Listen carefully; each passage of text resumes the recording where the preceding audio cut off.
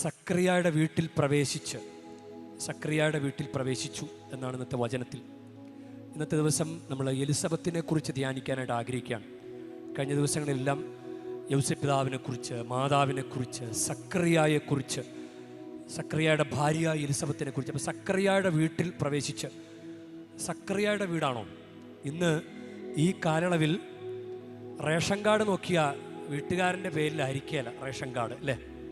അപ്പോൾ വീട്ടുകാരൻ്റെ പേര് തോമസ് ചേട്ടൻ്റെ വീട്ടിലായിരിക്കുകയല്ല, ഭാര്യ മേരി ചേച്ചിയുടെ പേരിലായിരിക്കും റേഷൻ കാർഡ്. അപ്പം സക്രിയയുടെ വീട്ടിൽ എന്ന് പറയുമ്പോൾ എലിസബത്തിൻ്റെ കൂടി വീടാണ്. എലിസബത്തിൻ്റെ വീട്ടിൽ പ്രവേശിച്ച്. അപ്പോൾ എന്തുകൊണ്ടായിരിക്കാം ഇവരുടെ വീട്ടിൽ മാതാവ് കയറിയത് എന്ന് നോക്കുമ്പോൾ ലൂക്കായുടെ സുവിശേഷം 1:6 അവരെക്കുറിച്ച് പറയുന്ന ഒരു വലിയൊരു ക്വാളിറ്റിയാണ്. അവർ ദൈവത്തിൻ്റെ മുമ്പിൽ നീതിനിഷ്ഠരും കർത്താവിൻ്റെ കൽപ്പനകളും പ്രമാണങ്ങളും കുറ്റമറ്റ വിധം അനുസരിക്കുന്നവരുമായിരുന്നു. ഇങ്ങനെയൊക്കെ ജീവിക്കാൻ പോയാൽ പിന്നെ മാതാവല്ല, ദൈവം തന്നെ വന്നിറങ്ങും. അത്ര സുന്ദരമായിട്ടാണ് അവർ ജീവിക്കുന്നത്.